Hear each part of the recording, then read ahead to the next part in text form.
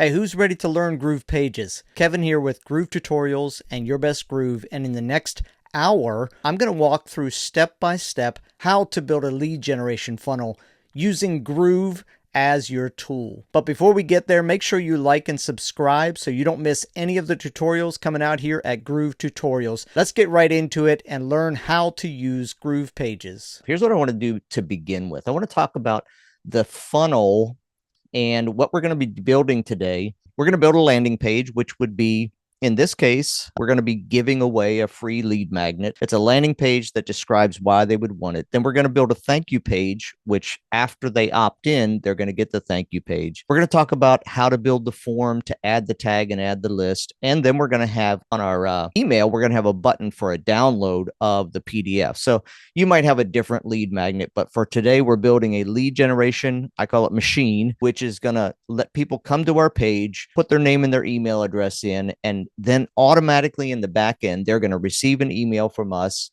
and they're going to get in the email a button where they can download. In order to do that, we need to build some things for the back end first. We go back and you look at that. These are the things that are part of it. But what we want to do first of all is we want to build the opt-in form, which is built, as you can see at the top there, in GrooveMail. One of the things that is, I think, helpful to understand is how do all the pieces, all of the apps fit together. So we're going to first create an opt-in form that adds the tag, adds them to a list, and sends a welcome email. But what that email is going to also have is a button for a download. And we put the file, the PDF, or whatever you're delivering inside of GrooveMember. So that's where we store lead magnets that we're going to give to people or even sell to people if we're selling ebooks or things like that. We're going to store it in GrooveMember. Here's pieces of our funnel if you want to look at it this way. Groovepages is where we're going to build the landing page and the thank you page. And then GrooveMail is where we're going to build the opt-in form and do the adding them to our contact list and sending an email to them. And then in GrooveMember is where we have the file where they're going to be able to download it. So we need all of those three pieces to be set up and working in order for us to have a functioning lead generation machine. What I like to do is, first of all, build the GrooveMember piece with you because these are very quick. And then second, build the GrooveMail form. And then third, we'll build the pages. The reason being, once we build the pages, we don't want to have to go back and do backwards things, if you will. So we're going to build from the ground up so that when we build the pages, everything's in place for us to complete the project. All right. So the first thing that I'm going to show you today is, let's say we have a PDF and we want to get it ready so people can receive it via a link in an email.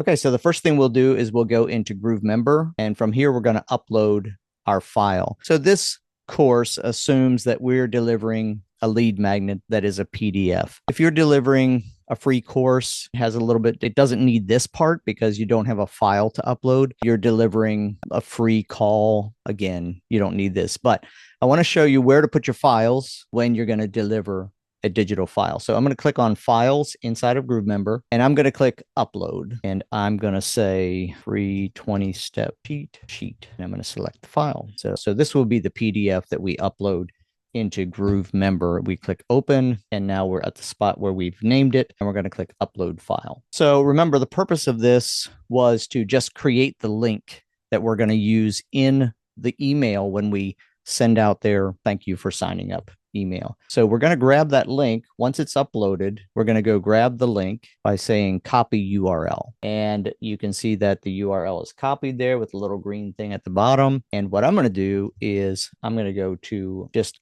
a text file, and we're going to create a new one. And I'm just going to take that link and paste it here. So I have it for when I need it later. So first piece, we've uploaded the file and we've created the link, and I just save it in a text file so I have it when I'm ready. That gets us our first step. The second step is we're going to build our opt-in form in GrooveMail, and we're going to add a tag, add it to a list, and add a welcome email. So let's head into GrooveMail, and let's just go back to our dashboard, and we'll go into GrooveMail. And from GrooveMail, the first thing we're going to do today is create a form. Now, important point is some of the steps that we do today, you won't be able to do until you have done some basic set inside of Groove. So one piece of basic setup you will have to have done is you will have to have created a list, and you're going to name your list, and it's going to be a place for your contacts to reside inside of GrooveMail. If you don't have a list, you can't set up the form because the form requires you to add the person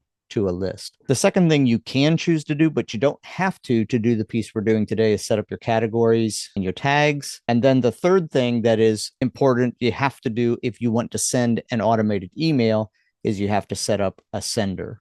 Now, I'm cruising past those today because if we took the time to go through all of that, you would never see the rest of this build. So you may have seen it in the pre-workshop video. You are going to get bonuses. At the end, I'm going to give you a link where you can sign up for bonuses, which you're going to get the details on how to do those pieces. You're going to get details on how to name your lists. It's really important that you start your lists knowing how to name them, how to name your categories and your tags, and what's the best practice for those. And we have a video from Donna Fox explaining that. You're going to also have access to a way to set up your sender. And just for your information right now, I don't ever set up a customer or advise using the GrooveMail SMTP. As you see right here, that's described in those details, but I give you a free guide on how to set up Amazon as your SMTP, and you can follow it step by step and get that done. Having said that, you have to have those pieces completed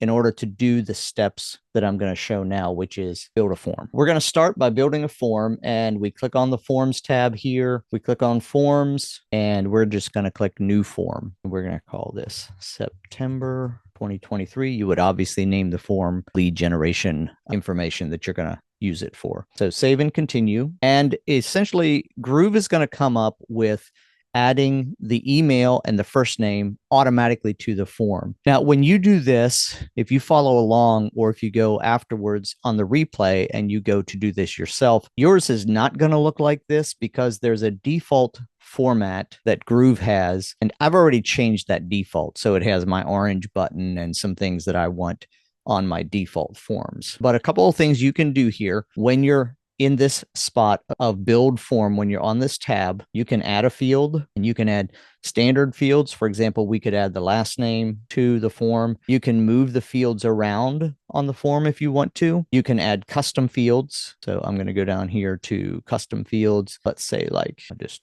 show you a drop down, save. What state do you live in? And then this could give different states. You can click on a field and delete it. So what came up there when I clicked on this custom field, I can delete it. I can edit some of the information about it. So I'm going to delete that one. I'm going to get rid of the last name as well. Now, you can delete the first name. You cannot delete the email field. That's simply by design, right? Because if the purpose of this form is to gather an email, you can't send an email to somebody. So you could make a form with just the email address on it if you want to. You can set them as required or not required in the settings in the form. You can also get rid of these headers if you want to. If you'd rather put different headers, different styles, you can do that here. So you get a little trash can when you click on the header because there's not as much formatting that we can do here as you can do inside of Groovepages. And you can add another header by going to the bottom of this. You can add a heading, subheading, or a paragraph. Let's add a paragraph. And now we have this, we could actually put it right here and say, we respect your privacy, and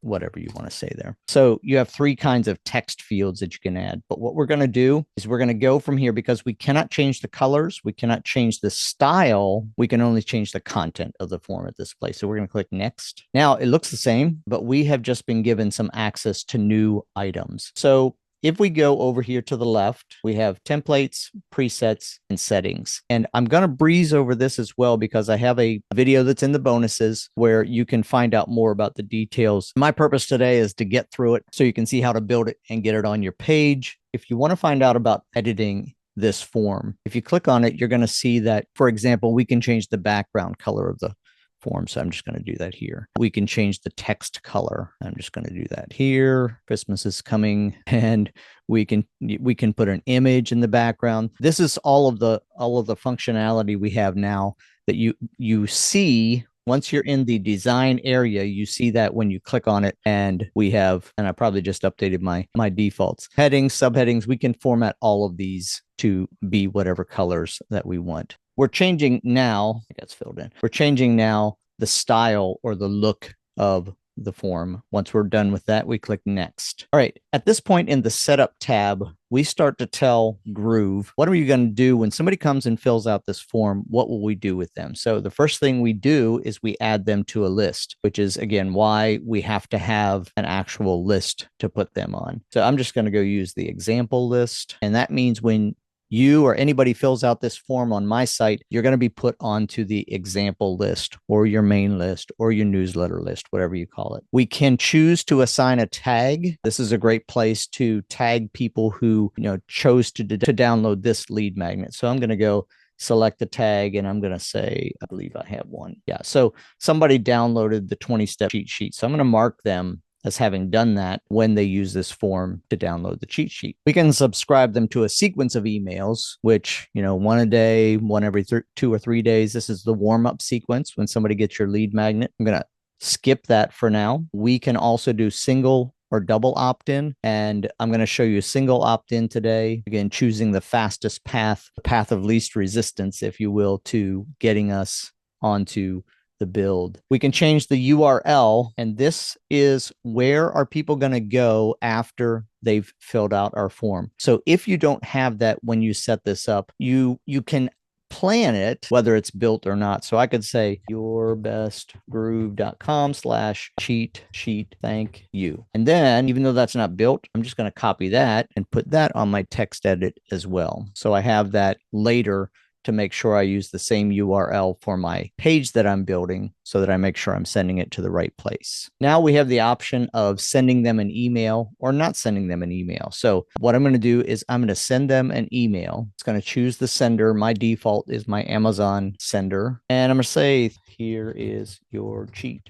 sheet. We can use the professional email editor, and I'm just going to go in briefly and show you that it's the drag and drop editor, and you can use any of those templates. If you want to start with a template, I'm going to show you an empty one. This is the drag and drop. We can put a title in here. We can put a paragraph in here. We can put an image in here. And so you can use this if you want it to be a little bit more fancy, look a little bit nicer. By the way, you can also use this to create what's not really a fancy looking email, but it gives you a nicer way to add images and buttons. So adding a button in the professional builder is nicer than adding a button inside of the basic builder. So what I'm going to do today is I'm going to use the professional builder, and I'm going to say, dear, and then I'm going to put in the merge tags, first name. And I'm just going to type text here. Thank you for, I'm going to type my email.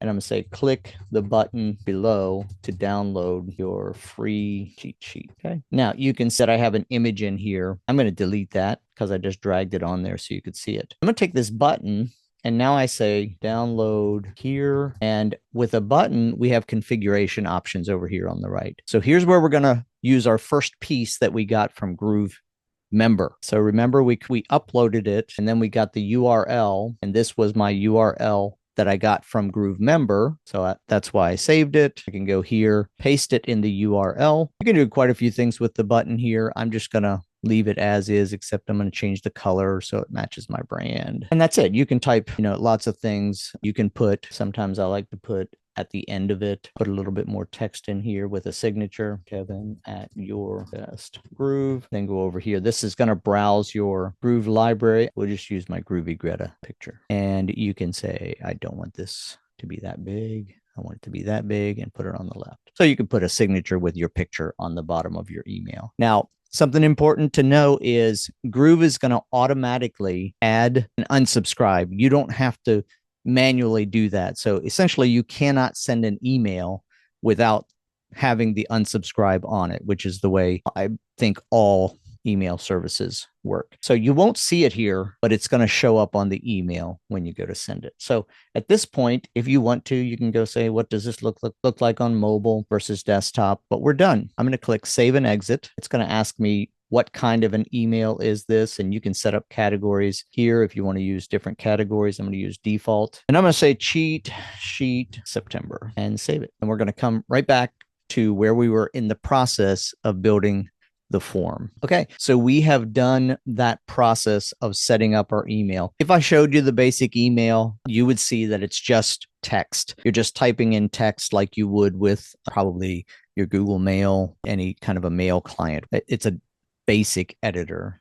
Really important at the bottom. Send by SMS. You can send text message. You have to set up Twilio as an account that goes through. It's the SendGrid. Twilio is the same company now, so I won't go through that. But you can do it if you've collected their phone number. You can send them a text message, which is very nice. Forward responses. If you don't go down here and turn this toggle on, you will not get any notification that somebody filled out your form. It gives you two options here. You can send it to the current account's email, which is the email address you have on your Groove account, the email address you log in with. This is the quickest way to get responses. If, however, you want those responses to go somewhere else, there is a place where you can set up recipients. Oh, look at that. I love finding new things when we work on the live. So you used to not be able to add the receiver, but you can add new recipient, put the name and the email in. It requires you to confirm that. But once that is confirmed, if you have a virtual assistant or if you have somebody else on your team, you can send to any email address that you want to. So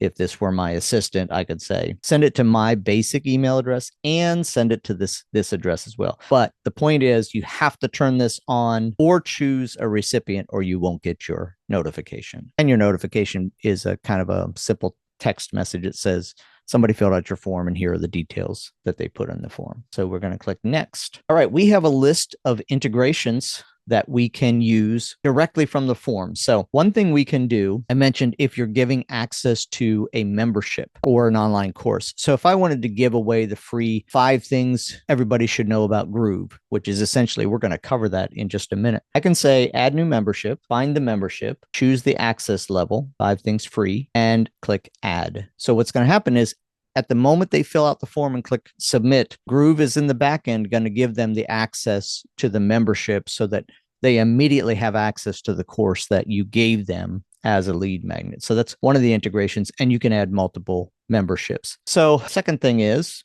you can use integrations that you've set up. These are external integrations like Zapier or MailChimp or Aweber. You can use a webhook, which is an even more complex integration, or you can deliver files. So you could actually go in here to the file I just uploaded and select it and say select. And you can see that you can add multiple files, one at a time. Good to know. So what this will do, and this is extremely speedy, everybody, but it is a completely non-branded, kind of a bland email that says, here are your files. And it's essentially embedding that link that we created automatically for you. So I pretty much never use this, but you can, because I'm going to put the link, as you saw in the email. But those are some integrations that we can set up that will automatically fire as soon as somebody fills out the form. And the final thing is, you can use this embed code using whatever styles you set up. This is primarily for if you're going to embed this on a WordPress site or some other site that you have that you want to connect with GrooveMail, you can grab this code and embed it into another site, and you'll get this functioning form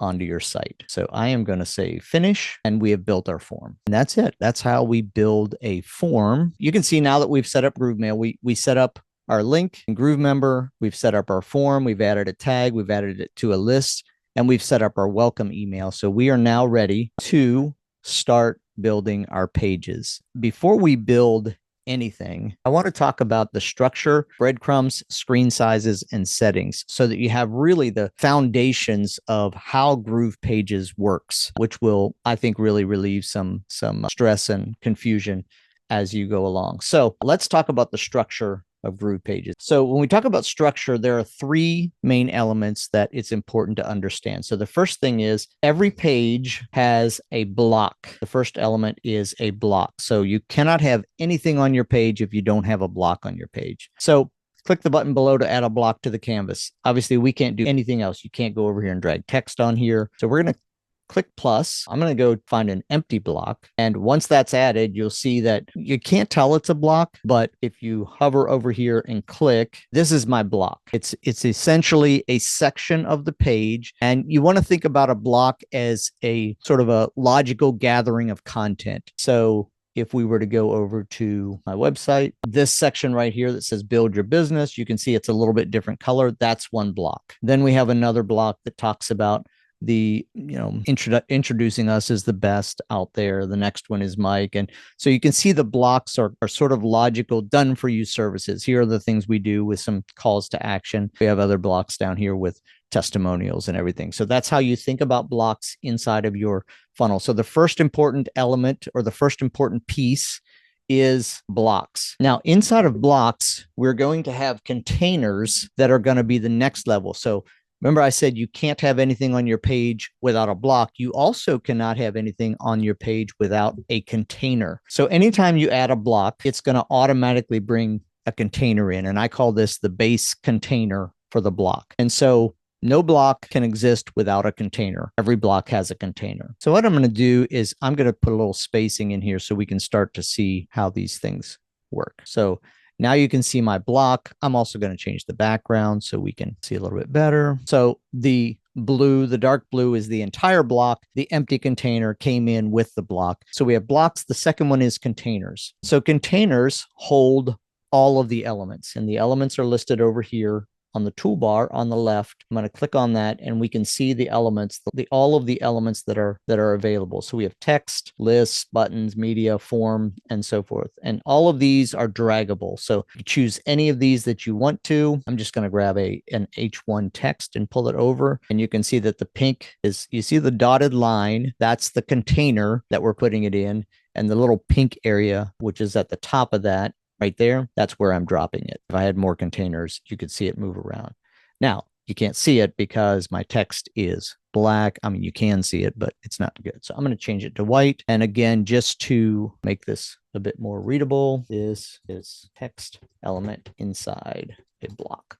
A container inside a block. Okay. And we're going to talk about formatting text later. Now, you notice that the background of the container was transparent. So now everything on the block has this color, and you can change that if you want to. But what we have now, if you think about the layers, we have text inside a container inside a block. So blocks, containers, and elements. Now, where you want to start putting things across the page, columns and things like that, if you want to put things side by side, there are advanced ways to do it. I'm going to teach you the basic way to do it. And that is, containers are their own special element. And so we can put containers in containers in containers in containers. So this is how we start to build structure that's not just one piece of text all the way across. I'm going to go grab a 2-column layout, and I'm going to pull it in. And you can see I can put it above, or I can put it below the text. I'm going to put it below the text. Might be hard to see that, but the little pink bar is below, and drop that in. Now you'll see that this layout, this 2-column layout, brought 2 empty containers in. So again, we can't put anything in there unless we have a container to hold it. And what the layout does is it gives us 2 containers. And by the way, it automatically pops them on top of each other when we go to mobile, which is one of the most important features of layout, besides making our site look great. So now I'm going to go get an element, and I'm just going to go grab a square image for over there and a round image for over here. I'm going to update these so you can see what this looks like. There we go. Plus this one. And I'm getting into all of the, don't worry about the speed of what I'm doing this right now. All right. So what we have now is down here, we have an image inside that container. Remember, we had a container on this side, which is inside the layout 2x2, which is inside the main container, which is inside the block. So blocks, containers, and elements, and we can nest them inside of each other. Let me just show you one more example of nesting elements. I'm going to take a 3-column, and I'm going to put it inside the left-hand column of the 2-column. So you can see I'm dropping it there below the plus icon. So now I could take this, duplicate it, and I could just put 3 of these in here if I had arrows or something like that. I had a quick question for you, Kevin. Sure. In building some of my pages, I have unknowingly put a container within the container, but the original container is just still blank. So it's like the breadcrumbs. I got container, container, container. Yep. It's screwing up my mobile part. So how do you unnest, remove a container within a container within a container that's not,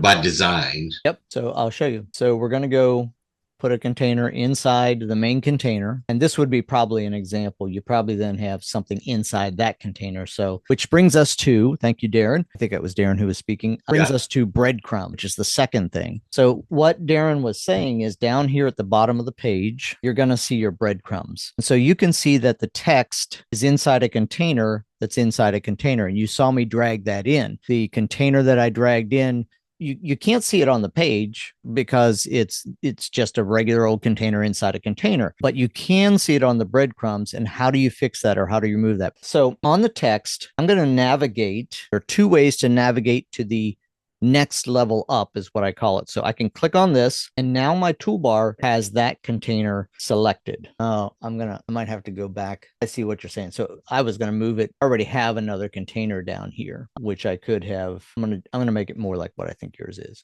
Probably more like this. Is that fair? Yeah. Yep. So I would just say this, first of all, how is it messing up your mobile? I don't know. When I go down to mobile and I look at the outline of the container, one's centered, the other's shifted far to the left. Okay, well, I'm going to get into that, Darren, because you're using spacing instead of layout to do what you want to do. So it shouldn't cause a problem. If it's built correctly, it shouldn't cause a problem. To your question, how do you move it out of the main container? Actually, you can't, because we only have one container in here. What you can do is you can go here. Let's go to the text. Let's go to this container, and let's change the size of the container. This will help us see what we're doing. All right. So I'm only doing this, and I'm also going to change the color so you can see. So let's make the background whatever. All right. So what we just did is we changed the background of this second container, and you can see it has the outline. If we go up one level, we'll see the main container. What you can do is drag this text out of, you see how the outline changed? Yeah. So now I'm dragging the into the main container. Now you can see this extra container, and I can delete it. Okay, thank you. That's the main thing. There are other ways to move it, but I think that probably fixes your problem. But I think you only have a problem because you're using spacing incorrectly. Not effectively. I should say not effectively. Spacing is spacing. So yeah. So blocks, containers, elements, breadcrumbs. Let me show you one other thing about breadcrumbs. I said you can go up a level or two or three, however far you want to get to the thing you want to edit. You can also, every time you have a element selected, there's up on the element toolbar, there's an up arrow. This will take you up one level to the container or to the element that's holding that. And so you can see we did the same thing there. So breadcrumbs are critical. And here's why. If you look at this right here, you might say, you know what, I want a different background on this text. And so we go to text and we change the background to green. And it's like, oh, that's okay. But now if you at some point run into spacing and you want to put spacing inside that entire area, now it's limited to the text. And if you intended to put the background on this larger element, this is where breadcrumbs comes in. So what you would want to do is check your breadcrumbs. What am I editing right now? What am I changing the size of? Where am I putting my spacing? And make sure that you put your spacing exactly where you want it. So especially when you're starting out, always check your breadcrumbs and make sure you're editing the actual element that you want to edit, where you want to put the backgrounds and so forth. All right. So Darren said that when he gets to mobile, it looks bad. And so I'm going to do something here. I'm going to go to text and I'm going to put spacing out here, and I'm going to move it so it looks great on my desktop. Not really, but you get the idea, right? So if I do this, what I'm going to find is when I go over to my mobile, it's not even there. And what I've done is I've used spacing incorrectly. So I'm going to show you a little bit about spacing while we're building principles that you should or shouldn't do. So the correct way to have done this would have been to put a two-column container, a two-column element in here, and then taken my text and drug it into this container. But you see it has a problem, right? Because I just put all that spacing in there. So I'm going to get rid of that. And I've done the same thing. Matter of fact, when you're building, if you see this is an empty container, you won't see it on what you've built. Now, if I go back to my mobile device, I haven't lost it. So spacing tends to be the biggest issue that causes those mobile issues. And that's why I'm going to show you how to build so that we don't have to do much when we come to optimization. And a lot of it, you just write this down. A lot of it, you basically put a big sign up. Do not use spacing. Sometimes you have to, but spacing to push things across the page is generally a bad idea. So this is why we want to know we're editing the right thing. If we wanted to put space in the container, that would have been fine, but That's what you find. Know where you're at on your breadcrumbs and screen sizes. So I just showed you that we come over here to mobile. What I'm going to show you next is I'm going to put this back the way it was, which was incorrect, right? So this was the first example of you click on the text and you go over here to mobile, it's gone. It's actually not gone. It's just pushed off the screen. And what I'm going to do is I'm going to go back here, make sure I have text selected because I can see it in the desktop. I'm going to go to the mobile, the smallest screen size, and turn this toggle off. You should notice that this now says I'm going to apply these changes just to the mobile device. If I have it on, it's going to apply it to all devices. If I have it off, it's just going to apply it to the mobile device. So now with the text selected, even though we can't see the text, now I can go over here to spacing, pull that back, and I just pulled it onto the page. You see what happened there? But I didn't change it on mobile. It stayed where it was. And so this is the process. There's a little glitch. If you ever see something like that, don't panic. Just zoom out of your browser and it typically will show you this has been there from day one. But you can see, well, this is another one where we would want to remove some of that. So, we might want to do this. Again, spacing isn't the way to do this, but I'm showing you how you can change things on one screen only. So screen sizes, typically what you should do is this is the way I advise people, build a beautiful desktop. And at the end of your build, go back screen by screen and optimize so that you get good look on every screen. Now, the things that won't change if you have this toggle off are things like spacing, size, and layout, basically kind of the positioning or the size of an element. Those, if you have this turned off, they'll only change on one screen. If you go into text and say, this is a beautiful element, I just changed the text with the toggle off, that's going to change everywhere. When you change text, you change text. So you can't put different text by this method on different screens. You can do it, but that's an advanced topic. I want to show you just a few places for settings before we get into actually building our page. And there are three places for settings. So when you're inside of Groovepages, you're going to click on settings and billing. And this is primarily I'm showing you because this is where you work with your domains. So you can see this is your custom domains. And this is where you go through the process of adding and editing and working with your domains. So site settings is over here on the top right, settings and billing, and you have your domain. You also have your integrations here if you are going to integrate with something like Zapier or MailChimp or ActiveCampaign. Those get set up here in site. Sorry, these are account settings, not site settings. Account settings, overall account settings. The second place is when you're in a website, if you go to the left, to the toolbar on the left and click the bottom gear, which is settings, you can see that we have page settings and site settings. So page settings is going to have things like the name of the page or class, the URL of the page. Remember when we were over earlier on and we put in the form the URL that we were going to put that page at? This right here, cheat sheet, thank you. Let's see if I can blow that up. Well, I'm blowing everything up. Okay, it doesn't work. This is the URL that goes after the actual domain, your customdomain.com/. This is automatically there. If you want to change the URL of the page, this is what you would put here. This is where you would put your URL. I don't know why this is not selecting. So this is where you can change that. This is what shows up at the top right here. You see calendly.com/event types. That's the URL we're changing right here. So you can change that. You can change your metadata. This is where you change your SEO, your open graph. You can put some styling, tracking codes go in here and so forth. That's the page settings. You also have site settings, which is where you can change the name of the website. The favicon is going to show up here in the tab, and then you have SEO settings for the whole site as well. So I just want to be aware of where those settings are because we're going to look at them a little bit when we get into the build, which is now for you. All right, let's go to Groovepages and add our landing page and our thank you page and get into the meat of this session. So let's go to Groovepages and we're going to start with a new site. And let's see, let's go inside of Groovepages and click new site. And so if you're just beginning, you'll see that it's going to come up with lots of options. If you see premium on it and you're a paid member, by the way, if you're not a paid member, it just means you're not going to be able to use these and you lose some functionality, but you should be able to do pretty much everything I'm doing today. So you can start with a complete site. As you can see over here, you can start with a single page. You can start with funnels, which is going to give you a couple of pages already added. So you can see underneath it, it says 3 pages. If you want to click on it, you can see the pages. There's the landing page, there's the thank you page, and you can do a live preview if you want to. It's very similar to using sort of a WordPress templates where you can go take a look at everything that's on it. So you choose your template.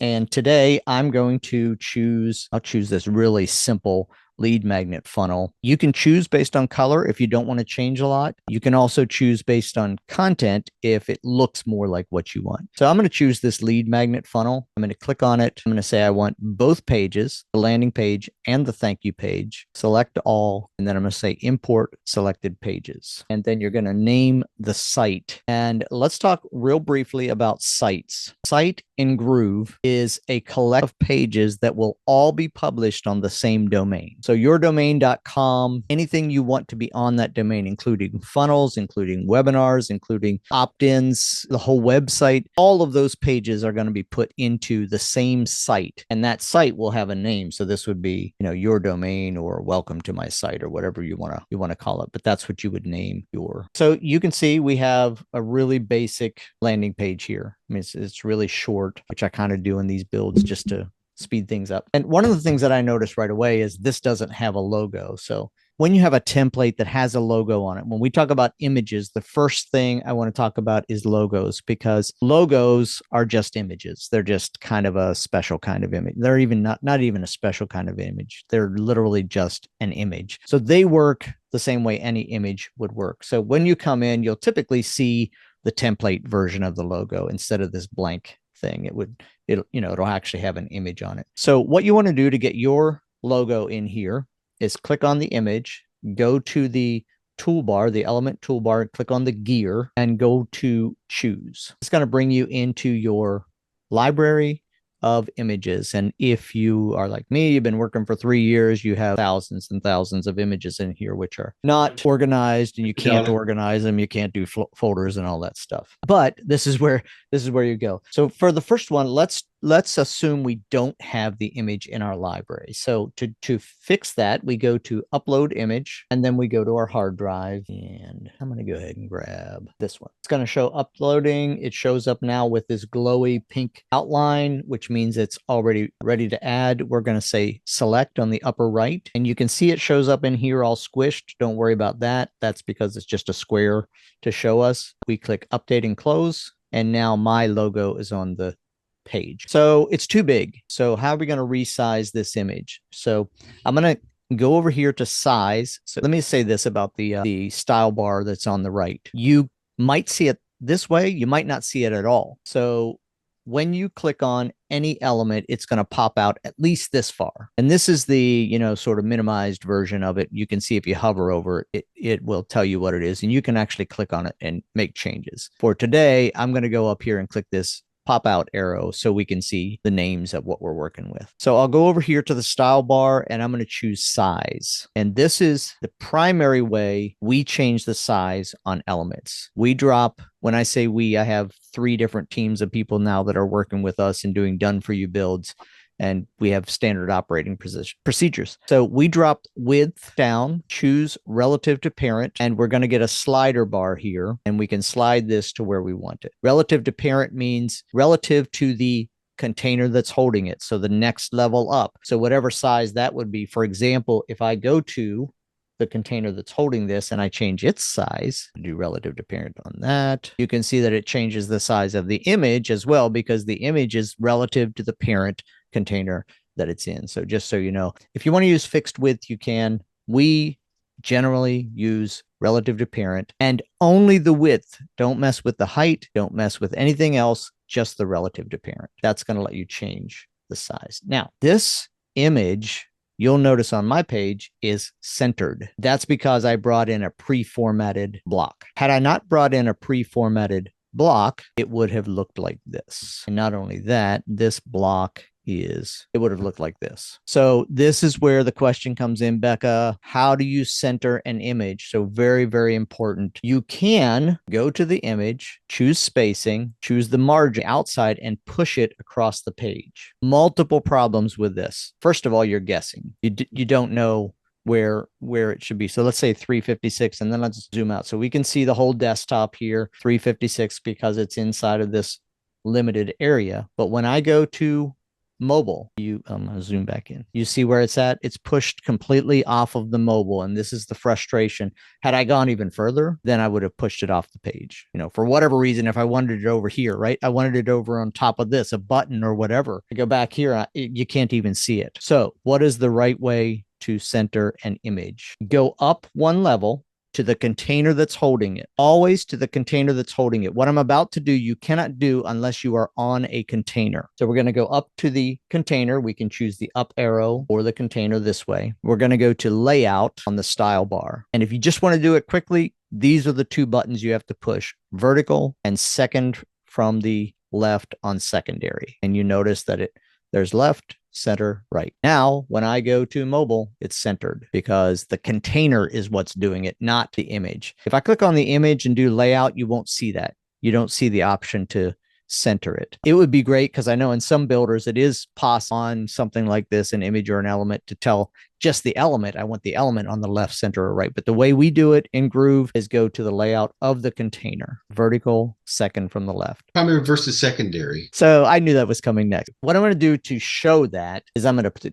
put two elements inside the same container. So let's do this with some colors so we can see what we're working with here. All right. So I've got a container. It's got two elements in it. I'm going to go to the container again and go to the layout, and you'll see what the difference is. So let's see. I need to do it even more. Let's do this. Let's take this to fixed height. Okay, there. Perfect. And it's perfect for our example. All right, so here we got a container. It's got two elements in it, and they currently are sitting at the top center of the container. So on layout, when we are in vertical mode, vertical says every element inside this container is going to be stacked on top of each other, vertically positioned in the container. If I change that to horizontal, you'll see that they go beside each other. So when we're in vertical mode, primary is top, middle, or bottom. Secondary would be the horizontal. So secondary is left, center, right. If we put it in horizontal mode, it reverses. So then primary is left, center, right, and secondary is top, middle, bottom. Great, thanks. You're welcome. So that's why I say if you just want to center, a really easy way is just say vertical, second from the left. But it is good to know these things because as you see, if I want it centered top and bottom and left and right, then I need to use primary and secondary, no matter which way I'm doing that. Let's say you don't want to see this logo on your mobile device. You can go to layout for the container, not the image. Actually, you can do it for the image. Sorry. You can do it for the image. Go to layout and say none. Can't see that. And you see how it graded out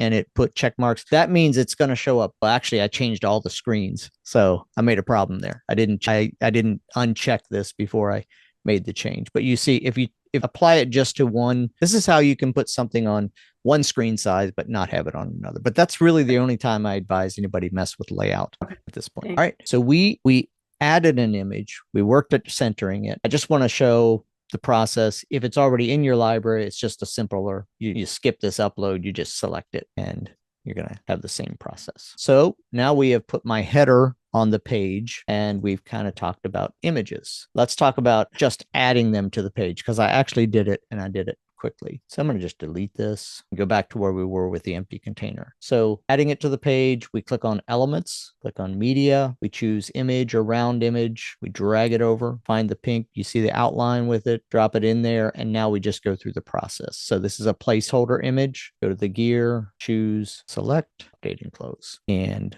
I lost my spacing because I deleted it, size and because I deleted it and brought it in again. All right, let's talk about text. First of all, with text, you can just change it, right? You can just type over it and start editing this text element. Let's look at several other things that you can do with text. So text over here on the style bar has its own area where you can drop it down and you have all of these settings that are only available for text. So first of all, we can change the weight, which we can make it very bold. We can make it very thin using whatever font. We can change the color. And again, I just picked any old colors on here. Color, though, let's talk about it for a little bit because we have 6 or 9 options depending on the combinations here. So first of all, the palette, you can choose any of these preset colors, but you can use these. That's the quick way. You can just grab a color. You can use the grid, which is a little bit more of the same thing. You can see it's changing the color over there. You can use the spectrum, which is much more going around finding the color, exact color you want, or the most effective way for building a website is you can use your branded hex codes. So 277 BCE is one of my brand colors. You see it showed up here on recent colors, and all of these are showing up because I was clicking all the way through that. If I want to add that to my favorites, I can do that, and this is going to stay there most of the time. So then I could say, here's another one, F58B. That's the best we can do in regard to saving a color, or it would just show up here in the recent colors if you just use your brand colors. So back to the text. We were changing the font. We can change the font here, change the size with a slider, or again, when you're setting up a website, you want to choose your headers are always going to be 50 or whatever it is. And what I just did there is I typed on the number and typed it in instead of sliding. These sliders give me anxiety because I got to hold my breath to get it in the number I want. So I always just go over here and type the number in. You can left, center, right, justify, italics, and some other options down here, but we can make the text look the way we want with the color. If you want to change the color of one word in a text element, you highlight the word, you click on this text color button. You can go in here and you can see that we don't have favorites in here. 277 BCE. You're going to click check mark. It still hasn't changed. Don't worry. Check mark again. And now I changed the color of just one of the words in the text element. Let's talk about heading 1, 2, 3, 4, 5, and 6. So when we go into text elements, we have H1, 2, 3, 4, 5, and 6. So the most important thing to know about this is when you're using a word processor, Google Docs, Word, Pages for Mac, the function of these header 1, header 2, header 3, and header 4, primarily in those documents, is formatting. So you want all of your header 1s to look the same. You want all of your header 2s to look the same. And that's how it works. That's not how it works. And it's not the primary function in Groovepages site. So I'm just going to show you that if I pull an H1 in here, and I pull an H2 in here, and I pull an H3 in here, I just did, and an H4, you get the point. None of them are formatted differently. So the purpose for H1, H2, H3, H4 is SEO. And so again, when the Google bots or the new IC Chat GPT has a new bot 5.0 that's coming out that's going to just be crawling the whole internet looking around. When it's looking at sites, it's looking for H1, H2, H3, H4, H5. And it's basically an outline mentality. So you should, on every page in your site, have one and only one H1. Every single page should have one and only one H1. It's the primary purpose of this page. So this is a good H1. Change how to master sales funnels. So you can see I triple clicked it or highlighted it. And over here on the left, on the text bar, you can see that it says it's a heading 1. You can also see here that it says H1 tag. If you want to change it, you can do that by selecting the entire piece, dropping this down and changing what type of element it is. However, watch, it doesn't change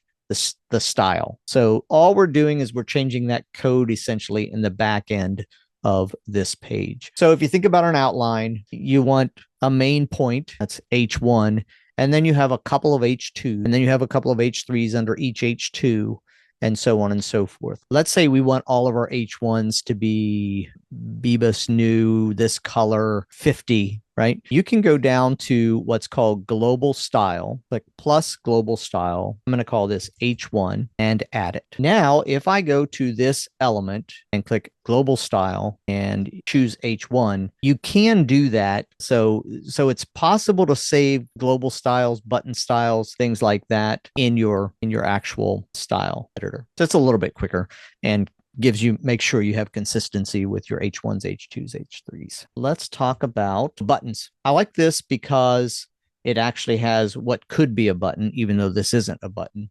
And I'm going to get rid of all my little extra stuff here. So first thing to know about buttons is that there are two kinds of buttons and they are very different in their function. And if you don't recognize which button you're on, you can become very, very frustrated. So I'm going to go over to elements here and I'm going to pull a regular button in here and let's put it down here. Right. And you can't see it because here we go. So I've just added a regular button to the page. Regular buttons have different function then this right here is a form submit button. If you look at the up here at the right, you can see it's a form submit. This one is a button. So it's important to know which one you're editing. I'm going to go into this regular button and click the gear to see what I can do with it. So essentially, regular button's purpose is to take an action, send you somewhere, open a pop-up. Let's see. We can go to a page in our site, move to a block on the page, go to any or a blog or a cart or a pop-up inside of our account. So if I wanted to create a pop-up where they can enter the information to get the freebie, I would go in here and say, we're going to choose a pop-up, and we would choose a regular pop-up. And since I don't have any in my account yet, we can't do it. But this button, now we change the text and we say, download your freebie now. And we can't do pop-up because let's do none for now. Right. So the function of a regular button is to essentially take you somewhere. The function of a form submit button is one thing: submit the form. That's it. So if you click on it, you'll see that we can't tell it where we want that button to go because its only function is to submit the form. This is where we change the text, but we don't change anything else about it. Buttons, however, are formatted the same way. So if we go to the background, choose my branded color, which is there in favorites, we can go to the border and we can click on corners and round it. Watch the corners there being rounded. We can actually add a different color border and change the width of that. You can see how that can be added to the button. We can go down here to box shadow and add a little box shadow to make it sort of stand out a little bit. So we can format that, and we would do the exact same thing if we were formatting this button. You can use the exact same functions, styling options. What you can't do is tell this button to tell things where to go. We're going to see in a minute what it does and how we use it. So that's really the most important thing about buttons. I want to show you one more thing about buttons, and you'll note on this one that when I hover over it, it changes color. So that is a feature of when you have it selected of the states that are up here on the style bar on the right. And so if we click hover, now we can change the background color when it is being hovered over. So I'm going to change it to this branded one. So we've only changed it for hover though. So if we go back in here and hover, you'll see that it changes the color. And I'm not going to go into active and focus, just wanted you to see how hover works to edit your button. That's the first thing. There are two different kinds of buttons and you need to know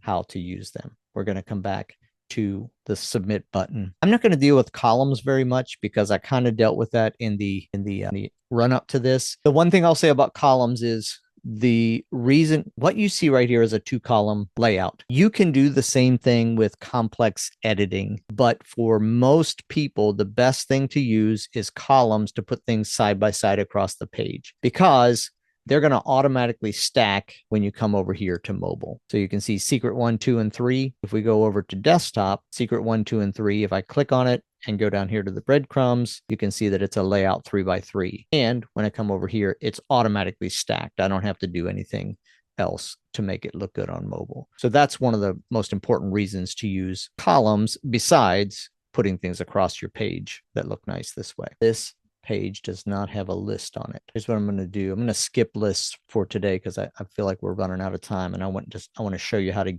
put this all together because I want to get into, let's see, there we go. Here are some tips. This keynote is going to be available in the bonus area. So when you get the bonuses, or if you're an Academy member, you get this. But this is, when you're centering, do not use spacing almost exclusively. By default, push elements down the page. What I mean by that is this image has a little space under it. And I only mention this because if you do it the same way every time, you will not have to search and search and search to find where your space is, because we can literally put space in here multiple ways. If we were, for example, to put some padding inside of this image, that will push things down the page. If we were to go where it is and put some margin below it, that will push things down the page. If we were to click on the next element and go to spacing and put it on the top, that will push it down the page. You see how many ways we can do this. And if you don't do it the same way every time, you can just, when you want to edit your page, you go around, you're spending all your time finding it. So what we do in our shop is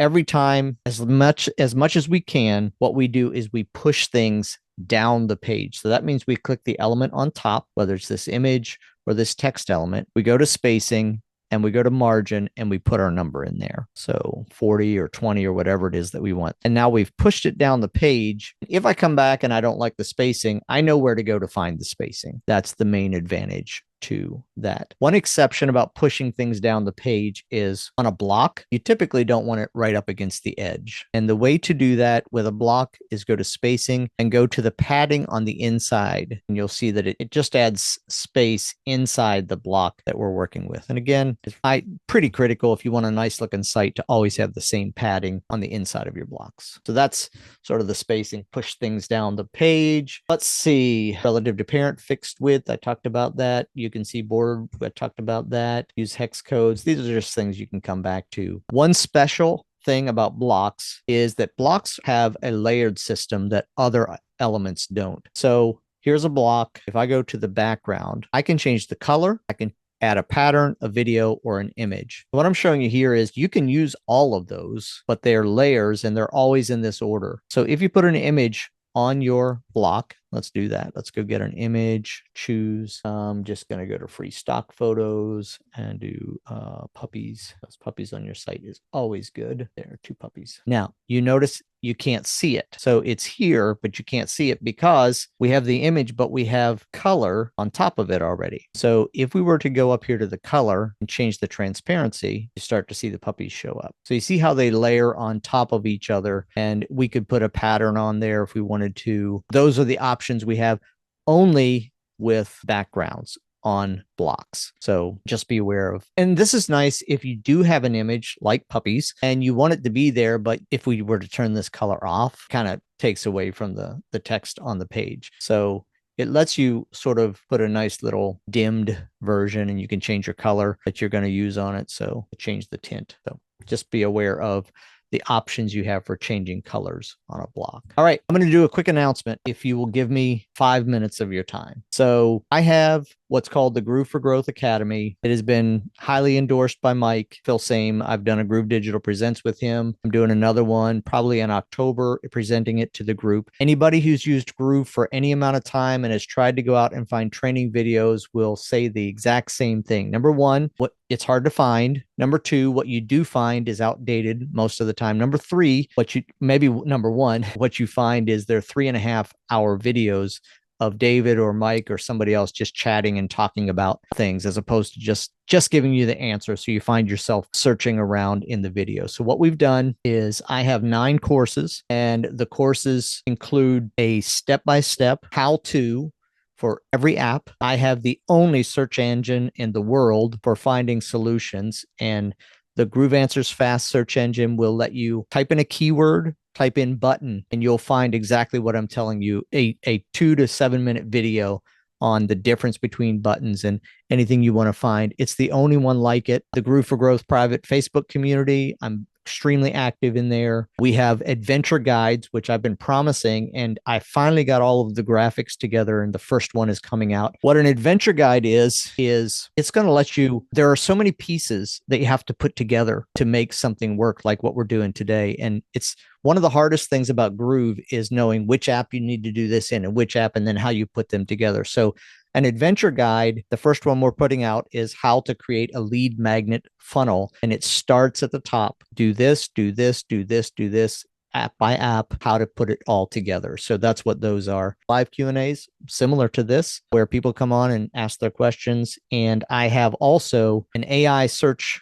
solution that is growing. I call her Groovy Greta, and you can ask her a question and she'll give you step-by-step answers. So there's a quote from Mike. I appreciate his support. Bald from pulling my hair out until I joined the academy and started listening to Kevin. He's very active in Facebook and will answer your questions. Yeah, I really work at that. Live Q&A is fabulous. Thank you guys for chiming in here. Highly endorsed by Cadence. All right. Thanks, guys. So that is at the link that's in the chat. Would love to have you sign up and join today. Let's talk about GrooveMail form setup. So The GrooveMail form setup we've already done. What we need to do is we need to add the form to the page. So I realize I'm not, finishing up this page really nicely, but you're getting the principles of how to make changes. So this came up not that long ago, right? So if you go onto this template, you'll see that there's a really, really nice looking form here. And this is painful for a lot of people, but the first thing you do when you want to put the GrooveMail form we just created onto the page is you're going to see that this is currently a container inside a form container. And we're going to go to the form container itself and just delete it. So we have no form on the page at this point. So the second step we're going to do is we're going to go up here to Elements on the left, click Groove Apps. It's right at the top. Choose the GrooveMail form element, pull it in, and let's put it in here. And we get a placeholder, which is now ready to be configured. So we're going to click on the GrooveMail form. We're going to click on the gear and we're going to say, select the GrooveMail form. Now I just built one called September 2023. I can select that. And if I don't use the presets, so you have two options now. We didn't used to have this. You can use the presets, which would be the colors and the style and the redirect link, all of the things that we set up over in Groove. If we use the presets, we select which preset we're going to use. And in my case, it's I think it's my branded form preset. I've done too many examples of these. If you want to edit the form also, you can click here. I'm going to do it this time without using the presets and see if that makes a difference.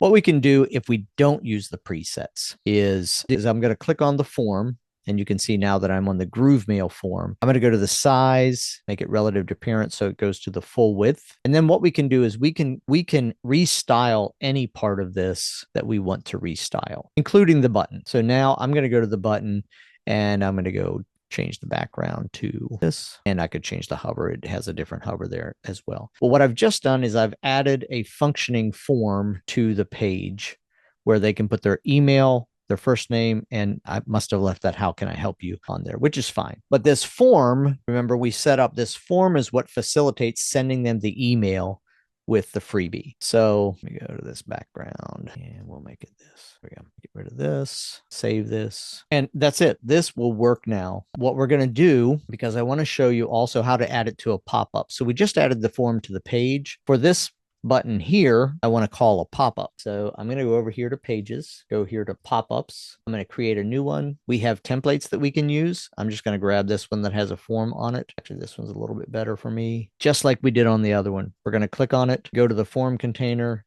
delete it. Then we're going to go over here to Elements, Groove Apps, pull in the GrooveMail form, and we're going to click the gear. I'm going to use the presets and see what happens. I'm going to use default style. I think that's what it is. Update and close. I have a pop-up with the form on it, and you would want to do size here again. I don't know why it comes in. It's not full. Kind of got to click that size and pull it across, but your text, your logo, all of that good stuff. But we've created a pop-up and I'm going to click save. There's one more piece we have to do to make this pop-up work. So we go back over here, we go back to pop-ups and we click the three dots and edit settings. So here we go. The pop-up width, we can change the width of the pop-up, but the most important thing I want you to show is right now this pop-up is not active on any pages in our site. So we have to drop this down. And if you don't do this, your pop-ups won't work. What I'm going to do is say, I want this pop-up to be available on the home page. Make sure you do this or the pop-up won't work. We can also change an animation. So let's make this bounce in and we'll bounce out right just for fun. And check mark, and we could rename the pop-up if we want to, but we're just going to leave it at pop-up one. And we're going to save and exit. So now we have two places where the form is. One is right on the main page. And I want to show you how to activate this button. So we're going to link to a pop-up. It's a regular pop-up called pop-up one, and click update and close. So we now have two places where the form is where they can fill it out. Let's do save. And before we finish these, we want to do something with the thank you page. This template that I brought in already had two pages. I think this was my example page. I'm going to delete it. So this already had a thank you page, and we would do the exact same things with the thank you page that we did. Here's your book is ready, make the changes. They put a button on the page. The most important thing that I wanted to show you here is we need to go to the settings for this page and change the URL. Because again, in our text, remember the presets is sending it to the URL. This is the URL that it's going to go to. So we're going to put that in here and make sure that when we publish this, the preset is going to take them to the right place. I'm going to check mark, and we're ready to go. If you have a one-pager that you didn't have a thank you page, an easy way to add a thank you page is to, once you have your home page branded, it's got your colors, it's got your information, you can click the three dots and duplicate. And again, we're going to go into settings for this page, and you can call it thank you. You would put your URL in there. It's not letting me because I already have a page like that. And then you could edit this page as your thank you page. So that's just a way to add a thank you page quickly. I'm going to delete that. What I'm going to do, so we can see this thing work, is I'm going to go publish this, and I'm going to put it on a GroovePages subdomain just so we can see it. I'm going to put publish, and it is done. I'm going to go to this website, and it's out there live, ready to go. I published this on a GroovePages subdomain. If I wanted to publish it on one of my custom domains, I would go to hosting options, choose custom domain, and then I would choose the domain that I've got to publish it on. And you would select the location route. So this button right here was the one that called the pop-up. So when we click on that, you can see the pop-up bounced in there. We would put our name and email on. I'm not going to use this one because this one is tied to that, remember that URL, that link that I created in the other form. But this one was set up within, we're going to say Kevin, submit. Oh, I'm not on the live site. That would help. Let's try it again. Should take us to the thank you page that we created in the form. And because I added it, this button should open up the download your cheat sheet, click download, and that's going to pop into my downloads folder. If y'all want to hang around a little bit, I will show you how to make your thank you page an upsell page. We're not doing all the setup. However, if you go to workshopbonus.yourbestgroove.com, workshop bonus, let's try that one. All right, let's see where that. Yep, it's just a simple sign up page where you can put your name and your email in. And what it's going to do is, the reason I mention it here again is because what I'm going to do right now is I'm going to go to the thank you page, and I'm going to make it a, but wait, there's more, right? You know, you should buy this other thing, copy, design, all of that. What I want to show you is how to add the checkout directly to the page. So you go up to the Groove apps, and you're going to check GrooveSell checkout form. And I'm going to put it on the left side here and get rid of this image. Now, the reason I mentioned bonus videos is because in the bonus area, you have access to what I call GrooveSell quickstart. And it's 3 fairly short videos where if you follow those 3 videos, you can set up everything to get a checkout ready to go onto your page. So I've already done that. Everything is already there. What I'm going to do is click on the checkout and click configure. And I'm going to say use a GrooveSell checkout. I'm going to select product funnel, and you're going to understand all of this from the quick start. I'm going to check the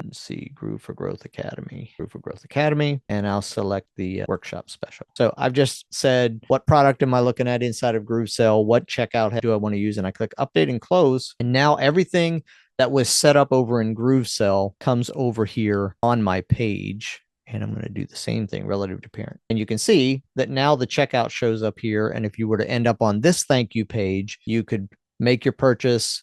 And once you make the purchase, it can take you to that final thank you page. Or typically with something like this, I put a little piece of text in here, actually a link. Let's do this. Let's go to buttons, standard, grab a link, a text link, and I'll put it below there. And this would send us then to the actual thank you. So you give people you put 2 thank you pages in your site. One is if they purchase, they're going to go to the thank you for your purchase. The second one is you just send them to a thank you for downloading the freebie. I don't have all those pages in here, so I'll just say put them back to the home page after they do that. And then it's a little link down here that if they want to click on, they can go to a second thank you page. But that's how you add a checkout to your page, and how to set up the checkout is all in the bonus videos. And again, if you're in the academy, you have access to the complete course with all of the options, but that's how we do that. Phew! If you made it through that video, you are a rock star. I hope it was helpful for you in learning how to use GroovePages to build your own lead generation funnels. I want to make sure you are aware that we do the free live funnel build workshop every 3rd Thursday